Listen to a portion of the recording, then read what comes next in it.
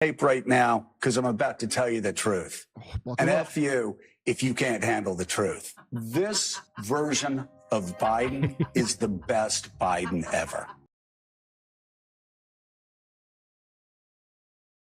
So big news, there's a big, massive strike happening at Boeing. You know, Boeing, where the doors are flying off and safety standards have been completely abandoned, except they keep giving their CEOs hundreds of millions of dollars. So 33,000 machinists are walking off the job, demanding better wages and an end to the aerospace giant's wanton violation of safety standards for its own profit.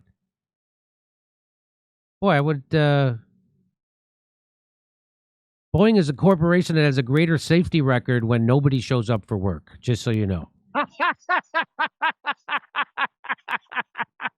So here's one of their union meetings. Looks like they're eating a lot of seed oils, but here we go.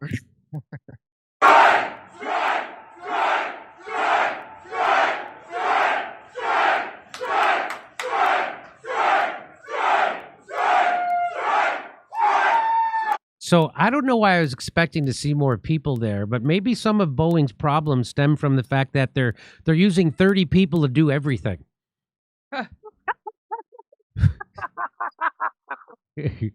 So Dan Price writes, Boeing workers are going on strike after Boeing fired its CEO in 2020 after 2 plane crashes that killed lots of people. And then they paid that CEO $62 million to leave after he cut 16,000 jobs. Come on. Before him, they fired the previous CEO and gave him $44 million to leave.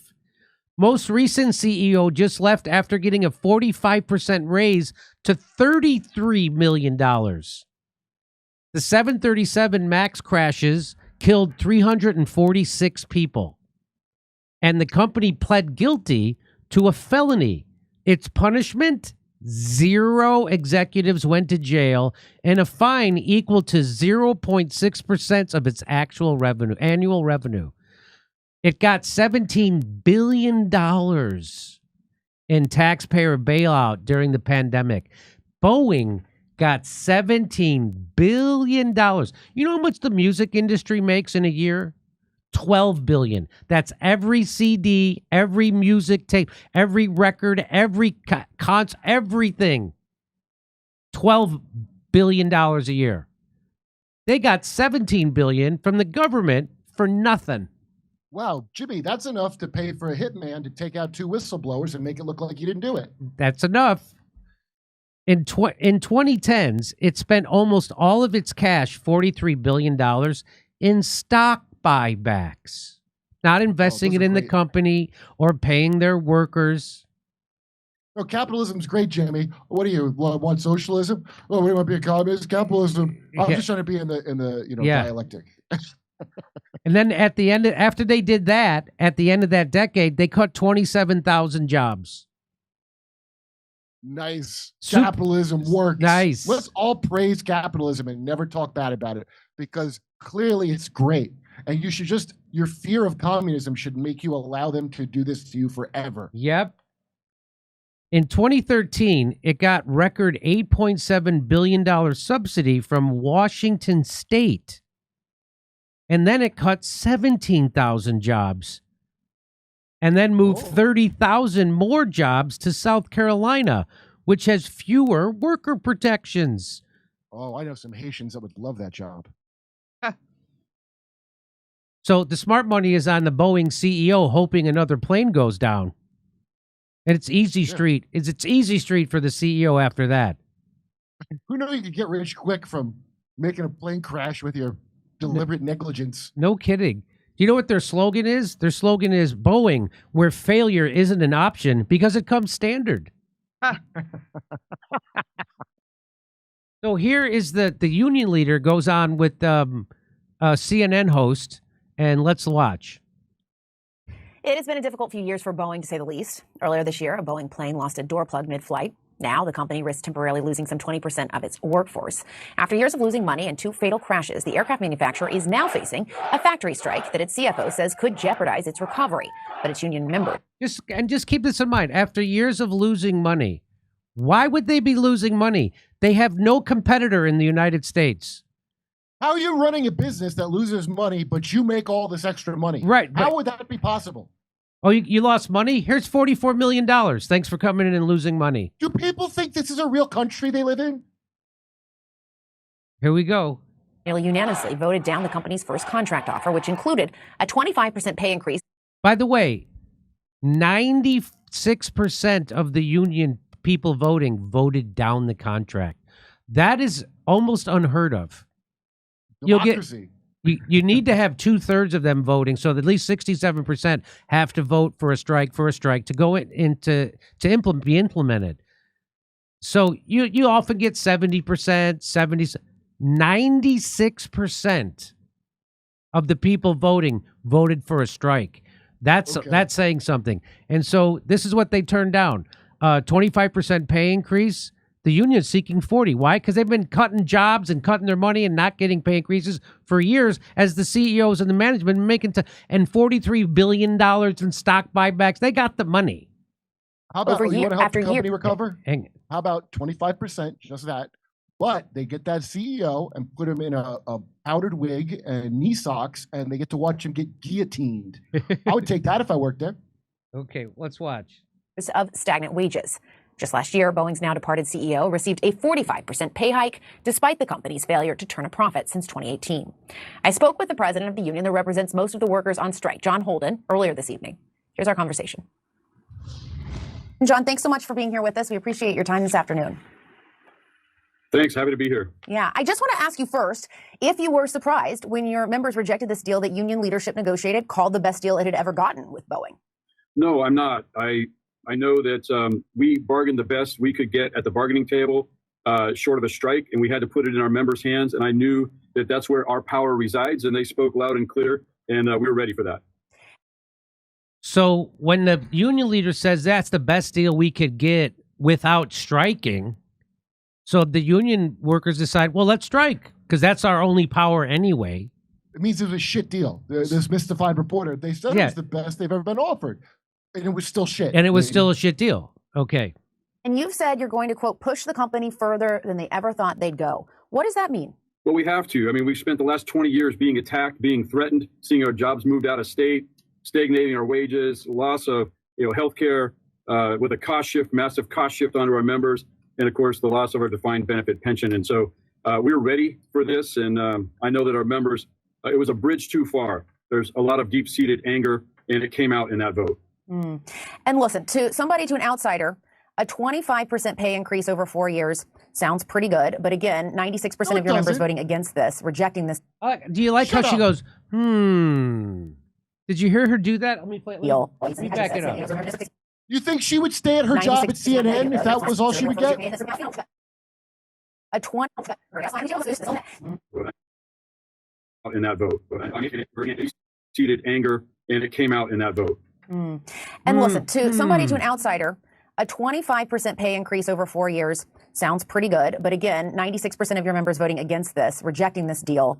Are you confident you're in step with your membership here? I am. We're here. We serve at the mercy of our membership. We're here to support them and take their issues forward, which we are. We have to do some surveying, find out exactly where the issues are that we can propose going forward. But I know it's about wages, and I know it's about the defined benefit pension, and that's what we'll be pushing as we get into talks, hopefully next week. And so how much of the unity that you're seeing among your members, how much leverage does that give you, do you think, at the negotiating table? It's immense pressure. We have maximized our leverage. We are peaking at the right time, and our members are confident. They're standing strong, shoulder to shoulder, and this gives us the most leverage that we've had in years, and we're going to use it. And I hear you when you're saying that obviously this is about money. This is about this pension deal. Is it also more about money? Is this years of frustration coming to a head? Well, it was really tough in the last 10 years where we had stagnated wages, very low wage increases. We had massive cost inflation or massive inflation that we experienced. And so our members didn't keep up, and they deserve better. And so we were just trying to catch up. And for many, the 25% just was not enough, especially some of our newer members that aren't making as much. So they're still struggling to find rent, places they can rent. They have to move 50 miles away from the plant so that they can, afford a place. So this is about a work-life balance. It's about a quality of life, and our members are fighting for better. And all of this is happening as Boeing is under immense financial pressure. They haven't turned a profit in years. There's risk of their credit rating going down.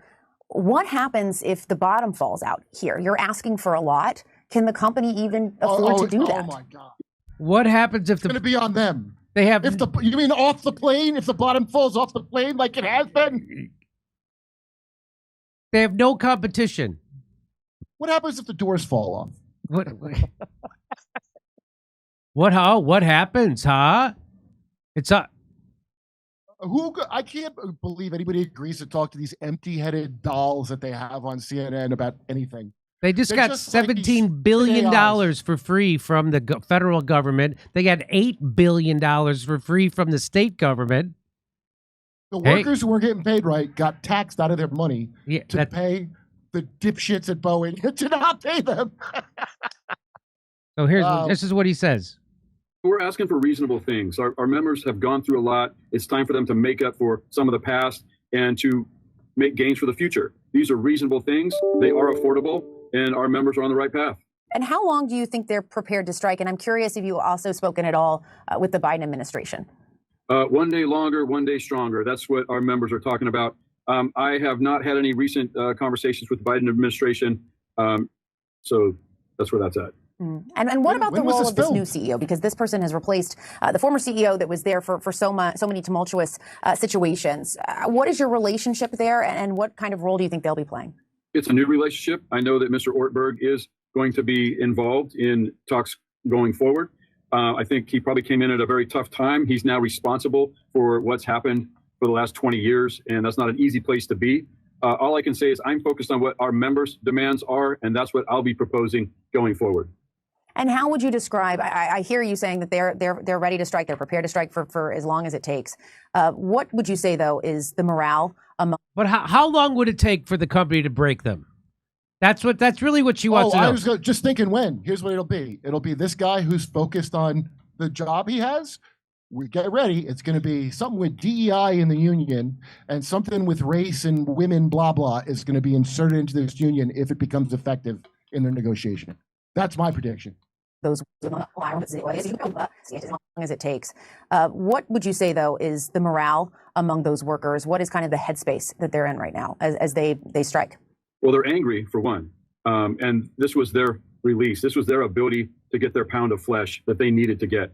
I believe they're ready to go for the long haul. They're very confident. They're standing together. They're more united now than they ever have been in the past. And that gives us strength at the bargaining table. And what comes next? When will you all sit down again? And what do you hope happens in that meeting?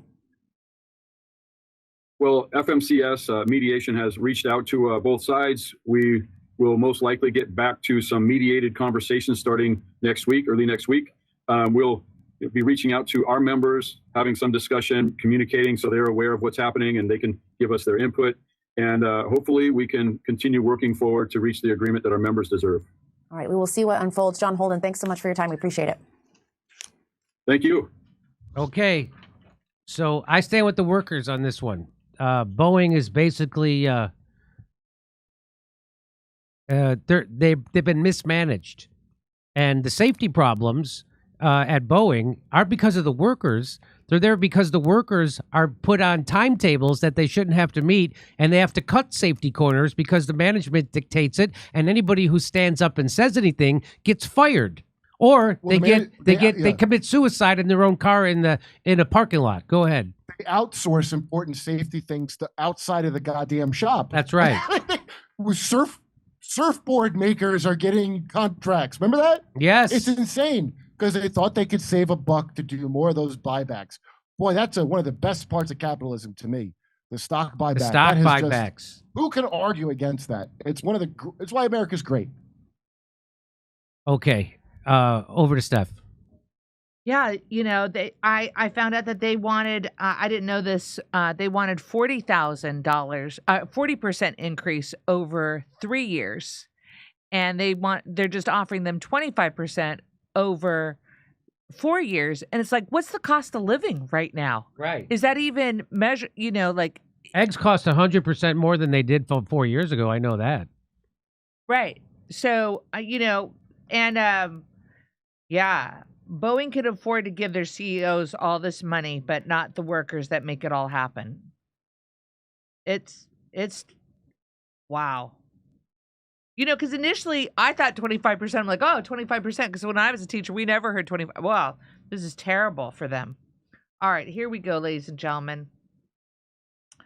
The real pandemic is scapegoating the vulnerable little guy instead of holding power accountable. This comes from the cycle of child abuse, where we take out on our children what our parents did to us. Hannah, sir. Thank you, Hannah, sir. Let me open these. Oh, Jill Stein is anti this genocide. She was silent during the one against Americans, and yes, and the Greens were fascist tip of the COVID genocide spear. Yes, they but were. A lot of anti-Zionists were okay with that genocide. Seaweed. I have a feeling seaweed. that's why Jill Stein has avoided this show like the plague. She doesn't want to answer because that. she doesn't want to answer for their Russiagating. She doesn't want to answer for their pushing fascist vaccine mandates. Yeah, she doesn't want to answer about Peter Dow either. She doesn't want to have to answer about Peter Dow. I didn't know. It's okay. Nobody wants to be questioned from their left. Cornel West didn't want to be questioned from his left. Bernie Sanders doesn't want to be questioned from his left. Nobody does. So Jill Stein doesn't want to. I get it. It's okay. It's rude to ask for a straight answer. I've been told many times.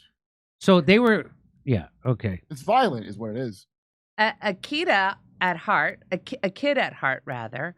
I'd appreciate if Jimmy would stop referring to the horrible, despicable things the U.S. government has done or is doing as we didn't do anything. They did. Those evil, Satan-loving oligarchs. Well, you paid for it. Yeah. Well, guess what? You paid for it. Mika Wong. Jimmy, could you talk about the $1.6 billion China propaganda bill? Micah Wong, I don't think we're covering that today. Let's see here. The problem is most people are stuck in their childhood mentality and don't want to give it up, face painful reality, and grow up. Right, left, people who say America is a force for good in the world, etc. Hannah, sir. Hey, John says AT&T is striking too. I didn't read that, John. Thank you for that. We'll have to research that. Our belief that we need money is a sign of our own corruption, illness, evil.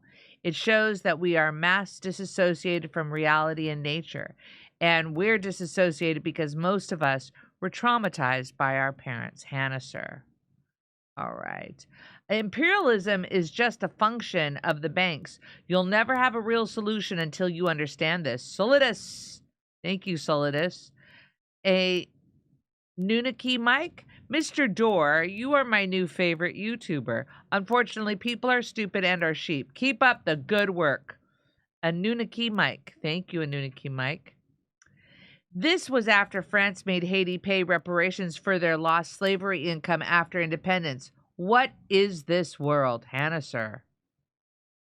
Jimmy, will you bring on Midwestern Marks to speak on American communism?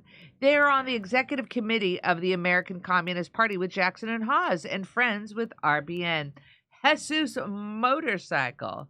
Thank you, Jesus.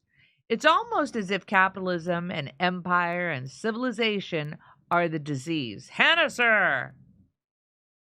All right, let me see what else I have here. I just found this statistic. The cost of living in California. Hold on to your hat. Misha, what do you think is the percentage of California? How much higher are we than the national average? Take a guess. You nailed it! Are you kidding? You nailed it! What's the question? So the cost of living in California is 38% higher than the national average. That's amazing. I'm going to get a lotto ticket. Yeah. Wow, that's still better than New York. I can't believe that. 38% higher than the national average. Housing is 97% higher than the national average, while utilities are 24% higher. When it comes to basic necessities such as food and clothing, groceries are around 10% higher than in the rest of the country, while clothing costs 10% higher. Healthcare services such as doctor checkups, dentistry cost is 8% higher in California compared to the national average. At the same time, non-necessary expenses such as entertainment and grooming services are 10% higher. Wow. Okay, ready? Back to Jimmy.